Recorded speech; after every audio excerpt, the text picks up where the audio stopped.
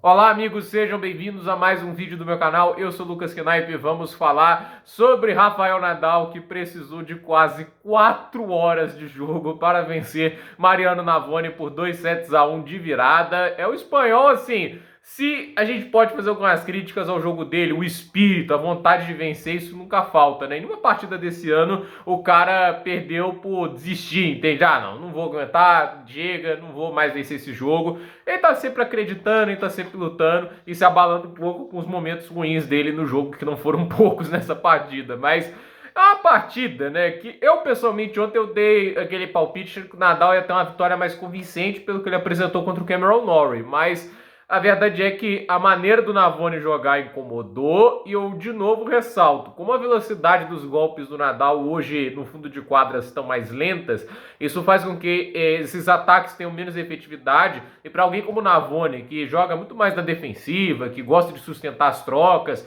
e gosta de fazer essa variação de altura, de peso, isso acaba sendo uma vantagem, entende? Que esse é o típico jogo que eu olharia talvez 4 anos atrás, não preciso forçar até 2010, 2014, 13, né, que foi um ano mágico do Nadal, né? Preciso voltar a 2021, 2022. 21 ele não estava tão bem, né? Mas 22, vamos colocar aqui 2022, começou o ano com 20 vitórias, né? O Nadal com aquela velocidade no fundo de quadra, né, que a gente viu que nas quadras duras estava machucando o Medvedev, né, não é qualquer tenista, né? Olha, ele passaria por cima nesse jogo, porque ele acelerava mais o forehand, ele acelerava mais o backhand, entende? Ele tinha mais confiança, né? O tato dele para jogar no fundo de quadra estava melhor. Agora você vê que é um cara que tá tendo uma dificuldade, seja pela idade, seja pelas cirurgias que fez, né? A gente tá falando de um cara com histórico de lesões que nunca foi um dos melhores, é o pior do Big Three nesse aspecto, a disponibilidade do Nadal era mais baixa, então assim, ele ainda está jogando tênis de maneira competitiva, é um grande feito aos 38 anos de idade, né? Mas ele tá aí, né? Tá tentando, e assim, hoje, pô, meu ponto negativo é isso, né? Que no fundo de quadra, o jogo foi um termômetro do quanto que ele tava conseguindo machucar o Navone, porque assim, ele começa o jogo levando 4 a 1 do Navone, ele perde os 3 primeiros saques, e aí assim, ele estava 4 a 1 atrás, ele conseguiu empatar esse set, né? Ele chegou ali, tá no 6 a 5 pro Nadal, chegou a ter 7 points no primeiro set,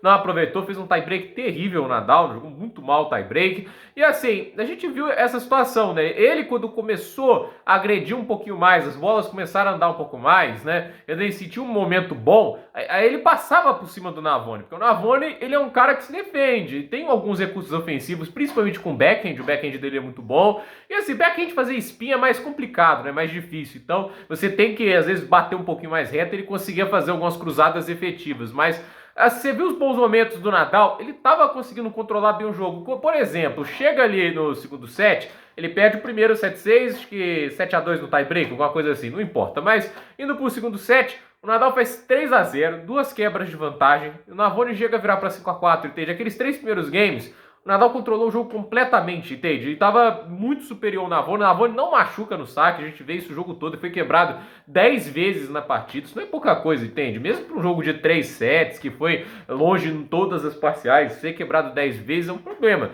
Mas para ir longe com tantas quebras, o Nadal tem que ser quebrado muitas vezes. Ele foi quebrado 8 vezes. E outra coisa que a gente fala, o saque do Nadal, ele tá menos pesado, ele nunca foi o mais rápido dos sacadores, né? O grande fator positivo do saque do Nadal, que do Big Three acho que todos concordam que ele era o sacador menos eficiente, mas o que ele fazia bem com o saque? Colocava uma bola que era relativamente rápida e muito pesada, né? Porque aí ele conseguia evitar que o adversário conseguisse um bom contra-ataque, tinha menos precisão. Então, assim, quando a bola é mais reta, quando você consegue jogar uma bola que é rápida, mas ela acaba sem tanto giro irregular, você direciona melhor, mesmo que você tenha menos tempo para processar as jogadas. É muito por isso que o Medvedev ele machuca muito mais o Sinner que o Alcaraz. O Alcaraz joga com mais giro de bola, com mais peso, obriga o Medvedev a gerar mais potência. O Medvedev pode usar a velocidade do golpe para gerar a própria potência. Então, nesse aspecto, você vê como os encaixes de jogo entram, né? E o Nadal ele tem sacado hoje mais sem giro, porque se ele tenta colocar giro e velocidade, o negócio não está fluindo da maneira que acontecia antes. E assim, ele teve momentos ali que a gente ficava olhando e falando, nossa, Nadal, pra que isso? Entende? Teve uns erros ali, tem uma hora ali que ele até quebra o saque, mas tem um momento que ele teve a vantagem no terceiro set, tava 4 a 2, o Navone sacando a vantagem, teve um smash no meio da quadra, ele jogou pra fora da área de duplas, entende? Óbvio, tem o cansaço, tem tudo isso, mas é um negócio que você vê os erros que ele vem cometendo. Eu acho que ele sente que ele não tá machucando tanto no fundo quanto gostaria, porque ele vai lembrar, obviamente, de tudo que ele fez no Saibro. E assim, é a segunda partida mais longa da carreira dele em melhor de 3 sets, né? A mais longa foi aquela batalha entre ele e o Djokovic em Madrid 2009. Assim, o Saibro tende a ser a superfície de jogos mais longos e tudo isso, mas o Nadal era tão soberano no Saibro que assim, era só Djokovic, o Federer num dia iluminado, aí você vai pegar um Soderling da vida. Era só esses caras que faziam frente. É muito difícil ver gente fazendo frente ao Nadal no Saibro. Às vezes era um jogo só e depois nunca mais conseguia incomodar. O Tim, por exemplo, né? Mas o Zverev. A verdade é que eu não tô acostumado a ver o Nadal jogando tanto tempo no Saibro. É um negócio assim, numa melhor de 3, né? E ele não estava conseguindo, assim, manter aquela sequência, entende? Tem uma hora que ele chega ali no terceiro set, ele ganha o segundo. Ele levou a virada do 5-4, aí ele conseguiu confirmar o saque, ele quebrou o Navone, e aí, no muito esforço, foi lá e confirmou o saque dele.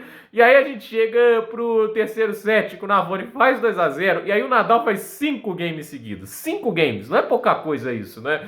E assim, você vê a maioria desses games jogando melhor, o Navone só se defendendo, com a bola ficando curta, ele tentando acelerar, ele sabe o que tem que fazer. Aí chega o ponto, ele é quebrado 2 vezes sacando pro jogo, o jogo vira 5-5. Aí o Nadal quebra o Navone de novo, e aí saca pro jogo, e dessa vez ele consegue fazer sem tanto drama. Mas 3 horas e 59, isso num torneio que você tá jogando dia após dia, olha, não é o ideal, né? Eu acho que isso é a questão, né? E assim, a gente tem a expectativa de um Nadal, quão competitivo ele será.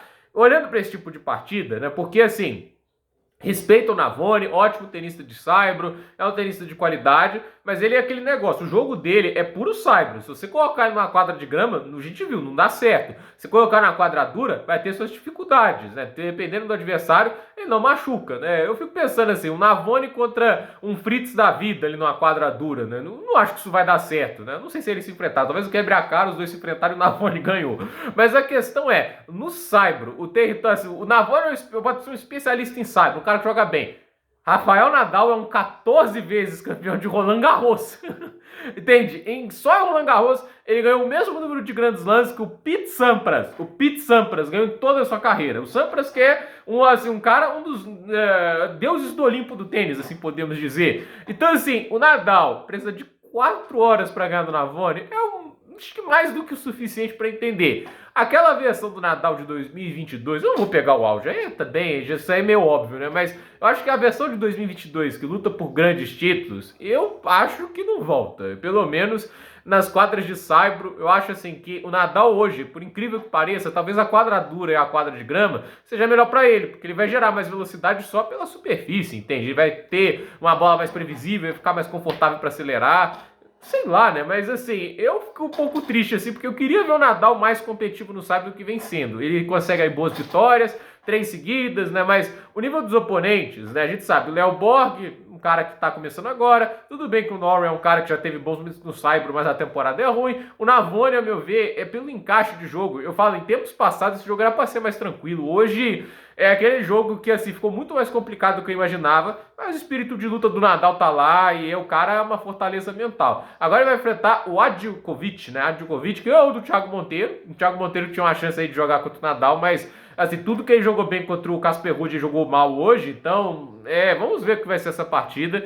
E eu falo, o Nadal tem até a chance de título, tá? Eu acho que se ele jogar, se ele pega esses momentos bons que ele teve nessas partidas e mantém, eu acho que ele é campeão. Mas aí a questão é, será que ele mantém? A gente vê isso amanhã. Então, gente, por esse vídeo é isso. Dúvida nos comentários, deixe seu like, se inscreva no canal, compartilhe esse vídeo e até o próximo vídeo.